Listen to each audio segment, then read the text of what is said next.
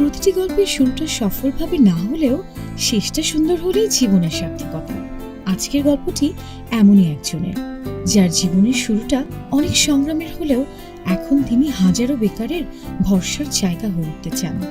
আজ আমরা কথা বলছি ক্রিয়েটিভ আইটি ইনস্টিটিউটের গ্রাফিক ডিজাইনের প্রাক্তন শিক্ষার্থী আলমগীর হোসেনকে নিয়ে। পারিবারিক অবহেলা আর উপযুক্ত পরিবেশের অভাবে শৈশব আনন্দময় হয়নি আলমগীরের, তবে নিজের চেষ্টা আর পরিশ্রমের মাধ্যমে ভাগ্য বদলাতে সক্ষম হয়েছেন তিনি। এখন তিনি একজন সফল উদ্যোক্তা। নিজের চেষ্টা আর দিন রাত অক্লান্ত পরিশ্রম করে কাজ শিখে এখন দক্ষ হাতে পরিচালনা করছেন একটি প্রতিষ্ঠান, এবং তার প্রতিষ্ঠান থেকে এখন স্বাবলম্বী হওয়ার পথ দেখছে অনেকেই। চলুন আলমগীরের চড়াই উতরাই ও সফলতার গল্প শুনি তারই কাছে। আসসালামু আলাইকুম, আমি MD Alamgir Islam, founder and CEO discover IT institute. আমরা কাজ করছি আইটি সেক্টর নিয়ে, গ্রাফিক ডিজাইন এবং ফ্রিল্যান্সিং নিয়ে। আমার লাইফে আসলে অনেক স্ট্রাগল করতে হয়েছে এই জায়গাটা আসতে, কারণ একটা মানুষের যদি ফ্যামিলি ব্যাকআপ না থাকে, ব্যাকগ্রাউন্ড যদি ভালো না থাকে, তাহলে কিন্তু সেই মানুষটার জীবনে অনেক কষ্ট করে তারপরে একটা উদ্যোক্তা হতে হয়। সো আমার ক্ষেত্রেও এমনই, যেমন আমি ছোটোবেলা থেকেই বাবা মা পাইনি, বাবা মায়ের আদর স্নেহ ভালোবাসা সেগুলো তো পাইনি। বাবা মায়ের যে একটা সাপোর্ট, লাইফে যে কিছু করতে গেলে একজন বাবা মার যে ভূমিকা থাকে, আমার ক্ষেত্রে কিন্তু সেই জিনিসটা আসলে ছিল না। তো আমি ছোটোবেলা থেকেই মামার বাড়িতে বড় হয়েছি। সেখানে ক্লাস 5 পর্যন্ত যখন আমি পড়াশোনা করি, তারপরেই ওখান থেকে আমাকে কাজে পাঠিয়ে দেওয়া হয়। তো কাজে পাঠিয়ে দেওয়া হয় এটা মূলত 2002 সালের দিকে আমি গ্রাম থেকে ঢাকা চলে যাই। কয়েকটা জায়গায় আমি কাজ করি এবং সেই জায়গা থেকে আমার আসলে এই প্রথম দিকেই সফলতা আসে না, যেহেতু আমি অন্য সেক্টরে ছিলাম। তো 4 বছর আমি ইলেকট্রিকের যে কাজগুলো সেগুলো করি। এরপর আমার একটা স্বপ্ন তৈরি হয় যে আমি কম্পিউটার শিখব। তো কম্পিউটার শেখার যে একটা স্বপ্ন বা একটা চাহিদা, সেখান থেকে জব পাই না। বেসিক্যালি আমাকে ওইখান থেকে ডাকা হয় আমার এক ভাইয়ের মাধ্যমে। সেই ভাই আমাকে যেতে বলে, পরে আমি যাই ওই অফিসে। যাওয়ার পরে দেখি যে ওইখানে একটা কম্পিউটার আছে অফিসে, জাস্ট একটা কম্পিউটার আছে এবং একজন কাজ করতেছে। তো ওই অতটুকু দেখে আমি আর স্যালারি ট্যালারি কিছু ভাবিনি বা বলিনি, ওইভাবেই আমি সেখানে কাজ করা শুরু করে দিছি। ওই অফিসে আমি সারাদিন কাজ করতাম, বাইরে বাইরে থাকতাম সারাদিন। ঢাকার বাইরে দেখা গেছে টাঙ্গাইল, কখনো গাজীপুর, কখনো নারায়ণগঞ্জ, মানে বিভিন্ন ডিস্ট্রিক্টে আমার ঘোরা লাগছে সারাদিন। তো রাতের বেলা আমি যখন অফিসে ঘুমাইতাম, তখন দেখা গেছে যে আমি না ঘুমিয়ে একটু প্র্যাকটিস করতাম। মানে আমাদের যে পাশে যে অফিস ছিল, ওইখানে গ্রাফিক ডিজাইনাররা ছিল, তারা কাজ করতো। তো তাদের কাজগুলো আমি পাশে বসে বসে খুব মনোযোগ দিয়ে দেখতাম। মনিটরে একবার তাকাইতাম, কিবোর্ডের দিকে একবার তাকাইতাম, যে এইখানে এই কাজটা যে হইলো, কোন বাটনটা আবার টিপ দিতে হইলো। এই জিনিসগুলো আমি খুব খেয়াল করতাম এবং পরবর্তীতে দেখা গেছে আমি নিজেও প্র্যাকটিস করতাম রাতের বেলা, যখন অফিসে কেউ থাকতো না। আমি অফিসেই থাকতাম। করতে করতে একটা সময় দেখা গেছে যে আমি টুকটাক পারতেছি। তারপরে দেখা গেছে আমি যখন রাস্তা দিয়ে হাঁটতেছি, একটা প্যাকেটের পড়ে আসতে বা একটা পোস্টার বা ফ্লায়ার পড়ে আসতে, আমি সেটাকে কুড়িয়ে নিয়ে গিয়ে সেইটাকে আবার হুবহু ডিজাইন করার চেষ্টা করছি। তো এইভাবে হচ্ছে আমার আশা। তারপর আমি যখন দেখছি যে পারি নাই, পারতেছি না, সব কিছু তো আর একা একা হয় না, অবশ্যই একজনের সাহায্য লাগে। তারপরে দেখা গেছে আমি যখন পারতেছি না, আমাদের পাশে যারা ছিল বা যারা কাজ করতো, যাদের পরিচয়, যাদের পাশের অফিসে কাজ করতেছে গ্রাফিক্সের, তো তাদের কাছে আবার যা দাঁড়ায় থাকতাম, জিজ্ঞেস করতাম যে ভাই আমি এই জিনিসটা বুঝতেছি না, আমাকে একটু বুঝাইয়া দেন। আসলে মানুষ যদি টার্গেট নিয়ে কাজ করে তাহলে সেটা সফল হয়ই। তো এটা আমার ক্ষেত্রেও হয়েছে। তো আমি একটা টার্গেট নিয়েছিলাম যে আগামী 3 মাসের মধ্যে অফিসে একটা কম্পিউটার আমার ডেস্কে থাকবে।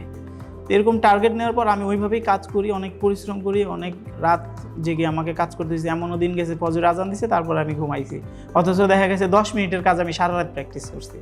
এরকম হয়েছে। তো এইভাবে করতে করতে 3 মাস পরে মোটামুটি আমি যখন মোটামুটি একটা কনফিডেন্স আমার মধ্যে চলে আসছে যে আমি এখন পারবো, তখন আমার যে বস উনি কাজ করতেছিলেন, তখন আমি ওনাকে বললাম যে ওনাকে মামা ডাকতাম, যে মামা দেন এই কাজটা আমি করি। পরে উনি এভাবে তাকাইছে আমার দিকে যে তুই করবি মানে? আমি বললাম যে হ্যাঁ আমি পারবো, আমাকে দেন, আমি পারবো, আমি করতে পারবো। বলে যে না তুই পারবি না, বারকোডের কাজ ছিল, অবশ্যই এটা একটা ইটালিয়ান বায়ারের কাজ ছিল। বস বলতেছে পারবি না, আমি জোর করে নিয়েছি যে আমাকে শিখতে হবে। তো উনিও বলেছে ঠিক আছে তুই কর তাহলে দেখি। পরে ওই দিন যে ওনাকে কম্পিউটার থেকে উঠাই দিছি আর বসতে দিইনি। ওই অফিসে 4 বছর আমি চাকরি করছি, 4 বছর জীবনে আর কোনো দিন ওনাকে ওই পিসিতে আর বসতে দেইনি বা ওনাকে আর কাজ করতে হয় নাই। তারপর আমি নিজে একটা ছোট করে দোকানের মতো নেই। তারপর আবার আর একটা অফিসে আমি পার্ট টাইম একটা জব নেই। তো সেইখানে যাওয়ার পরে আমার দোকানটা ছেড়ে দিতে হয়, কারণ ওইখানে যাওয়ার পরে বস আমাকে ছাড়তেছিল না। মানে যখন আমার বিজনেসে প্রবলেম হচ্ছিল তখন বস বলে যে তোমার বিজনেস তুমি আমার অফিসে বসে করো, কিন্তু তোমাকে ছাড়া যাবে না। কারণ হচ্ছে তারা একজন দক্ষ লোক পাইছে, তাদের সমস্ত কাজ হচ্ছে সেখানে। তারা অনেক কিছু কাজ জানতো না যেটা আমি জানতাম। দ্যাটস ওয়াই আমাকে তারা মানে আমার বেতন যা ছিল তার চাইতে ডাবল করে দিল, কিন্তু আমাকে ছাড়লো না। তো এই জন্যই আমার ওই বিজনেসটা ছেড়ে দিতে হলো 2012 সালে। তো 15 সালে গিয়ে এসে এক বন্ধুর কাছে আমি জিজ্ঞেস করলাম যে আমি তো গ্রাফিক ডিজাইনার, বাট আমার তো সার্টিফিকেট নাই। তখন উনি এক বাক্যেই বলে দেয় যে ক্রিয়েটিভ আইটি ইনস্টিটিউটে শেখেন। তো এক সপ্তাহের মধ্যেই আমি ক্রিয়েটিভ আইটি ইনস্টিটিউটের সব পেজ ওয়েবসাইট ঘেটে তারপর হচ্ছে অ্যাডমিশন নিয়ে নেই। 1 বছরের একটা ডিপ্লোমা কোর্স ছিল, সেইখানে 50% একটা ডিসকাউন্টের অফারও ছিল। সেইখানে আমি অ্যাডমিশন হই। অ্যান্ড দেন ওইখানে আমাদের কর্পোরেট ব্যাচ ছিল শুক্র শনি, যেহেতু আমি জব করতাম সন্ধ্যা 6টা থেকে রাত 8টা পর্যন্ত। তো সেই ব্যাচে আমি অ্যাডমিশন নিয়ে নেই। অ্যান্ড দেন হচ্ছে ওইখানে আমি দেখেন আমি যে কিন্তু গ্রাফিক ডিজাইনে আমি কাজ করতেছি অলরেডি, কিন্তু আমি ফ্রিল্যান্সিং জিনিসটা জানতাম না, যেটা আমি ক্রিয়েটিভ আইটি থেকে জেনেছি। এবং আমাদের ব্যাচে মেন্টরের পরে আমি সবাইকে হেল্প করতাম। আর আলহামদুলিল্লাহ আমার মধ্যে এমন একটা জিনিস আছে যেটা হচ্ছে আমি কাউকে না চিনলেও তাকে আমার মানে হেল্প করতে ভালো লাগে। এখনও অনেক মানুষ হেল্প চায় আমার কাছে, আমি চিনিও না, অনলাইনে ফেসবুকের মাধ্যমে আমি হেল্প করি। আর আমি সবসময় একটা জিনিস বলি যে যদি সাকসেস হইতে চাও তাহলে মানুষকে হেল্প করো। তো তারপর আস্তে আস্তে যখন আমরা মার্কেট প্লেসে ঢুকলাম, যেমন ফাইবার আমাদের শিখাইলো, freelancer.com শেখালো, 99 শেখালো, আপওয়ার্ক শেখালো। এই ধরনের মার্কেট প্লেস যখন শেখালো তখন আমরা আমি আরও নতুন কিছু শিখে গেলাম যে ঘরে বসেও অনলাইন মার্কেট প্লেসে কাজ করা যায়, যেটা আমি আগে জানতাম না। তো তারপর থেকে হচ্ছে আমার এই ফ্রিল্যান্সিং ক্যারিয়ারের জার্নি। ফার্স্ট কাজ করি হচ্ছে আমি freelancer.com-এ। freelancer.com আমি কয়েকটা কন্টেস্টে আমি প্রায় উইন হইনি, তবে একটা কন্টেস্টে আমি একটা লোগো ডিজাইনের কাজ করি, কানাডিয়ান একটা বায়ার ছিল, সেখানে আমি ফার্স্ট হই। আমি প্রথম উইন হই আমার ফ্রিল্যান্সিং ক্যারিয়ারে। প্রথমত কিন্তু আমার স্বপ্ন ছিল যে কি আমি ভালো কোনো অফিসে চাকরি করতে গেলে আমার একটা জব লাগবে, সেই জবের জন্য আমার একটা সার্টিফিকেট দরকার। বাট এখানে এসে আমার কিন্তু চিন্তাই বদলে গেল, আমার কিন্তু ড্রিমটাই বদলে গেল। তখন আমার মনে হলো যে আমি যে শিক্ষাটা আমি পাচ্ছি বা আমি যে জিনিসটা জানি, এটা কেন আমি মানুষকে শেখাবো না। অনেক ছেলে মেয়ে আছে যারা কিন্তু ঢাকা এত দূরে এসে কোর্স করার মতো সামর্থ্য নাই। তো দ্যাটস ওয়াই এই ডিসিশন নেওয়া যে আমি এলাকায় যাই, এলাকায় গিয়ে দেখা গেছে যে এলাকার যে বেকার যে ছেলেপেলেরা আছে তাদেরকে যেন আমার ট্রেনিংটা আমি দিয়ে তাদেরকেও যেন আমি বেকার মুক্ত করতে পারি। তখন আমি ছোট করে ফকিরাপুলে আমি অফিস নেওয়ার পরে সেখানে আমি লিফলেট বিতরণ করি। আমার একটা ব্যাচ আলহামদুলিল্লাহ হয়ে যায়, তো ওইটা দিয়ে আমি শুরু করি। এছাড়াও আমার লোকাল অনেক ক্লায়েন্ট ছিল ফকিরাপুল, যেহেতু আমি 8 বছর 2008 সাল থেকে 16 সাল 8 বছর আমি ফকিরাপুলে আছি। আমার পুরো ফকিরাপুলে অনেক মানুষই আমাকে চিনতো, অনেক মানুষের কাজ আমি করেছি। তো সেই জায়গা থেকে আমার লোকালও অনেক ক্লায়েন্ট ছিল। ওই সাহসে দেখা গেছে যে আমি অফিস নিলাম এবং কাজ শুরু করে দিলাম। তো এইটা কিন্তু একটা আসলে অনেক বড় পাওয়া। যে জায়গা আমি স্বপ্ন দেখেছিলাম যে 10 বছর পরে আমি কত টাকা পাচ্ছি বা আমি ইনকাম করতেছি মাসে 50,000 টাকা, তো 1 বছর পরে কিন্তু আমি খরচই করতেছি মাসে 2.5 লক্ষ টাকা। তো এটা কিন্তু অনেক বড় একটা পাওয়া। আমার যে ক্যালকুলেশনটা সেই জায়গা থেকে কিন্তু মিলে গেল। তো আমি যখন কোর্স করেছি সেইখানে কিন্তু আর অনেক কথাই বলা হয়নি, আমি কতটাই স্ট্রাগল করেছি। আমার ফ্যামিলি মেনটেন করতে হয়েছে, আমি যেখানে জব করতাম সেই জিনিসগুলো আমাকে মেনটেন করতে হয়েছে।